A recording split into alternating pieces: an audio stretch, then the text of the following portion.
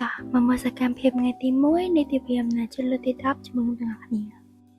ចាបើក្បាលមកមិនជាការសម្ដែងដើរចូលអញ្ចឹងតែយីមែនដើរយ៉ាងសំណាហ្នឹងណាមកលើកុំឲ្យខែពេចូលទៅក្នុងមួយខ្ញុំទាំងអស់គ្នាអញ្ចឹងស្តង់ទី1ដែលខ្ញុំទៅហ្នឹងគឺស្តង់ខាងបងវេហាហើយជាមួយខ្ញុំដាក់វីដេអូ reaction គាត់នៅពេលដែលឃើញខ្ញុំណាđây còn này mới mới này nè đây có đây con này mong muốn mẹ đang mua reaction hả reaction hàng chục này vô nó tên là bài kia ta phải làm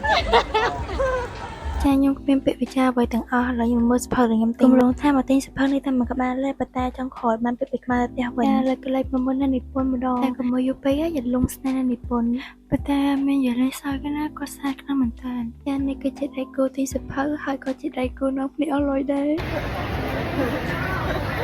đi đâu mà không chưa ទាំងខ្លាំងគាត់ពឹងសាហាវហ្មងចឹងឥឡូវខ្ញុំចេញពីស្តង់គាត់មកស្តង់មកលើ story បុកម្ដងមកនាំគ្នាអស់លុយចឹងណារងមកទិញសភៅថាសពននារីមួយក្បាលលេប៉ុន្តែលោតដល់2ក្បាលហើយឥឡូវក្លាច់មកមើលបងនៅនិពន្ធវិញម្ដងយាយម៉ែមកគិតមានណាឡើងខ្ជូតហ្មងចាហៀបចេញមកតែផ្លេចយកពុកម៉ែចឹងបោកទៅយកពុកម៉ែវិញខ្ញុំចេញពីស្តង់គាត់ហើយខ្ញុំទៅខាងស្តង់មកសំណេរម្ដងthôi nhớ hay nè nam đi chị ca hôn nhá đau chạy ចាមិនដល់សំដីអី ខ្ញុំមកខាងគាត់អត់មានកម្រងទិញសភៅទេខ្ញុំមកលេងប៉ុន្តែ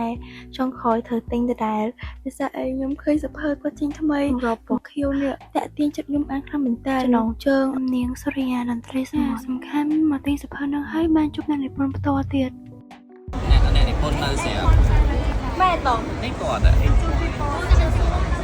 cái thử nó ăn bên xe đấy miệng còn này Hello ពីមកពីផងតែប្លូណាប្លូ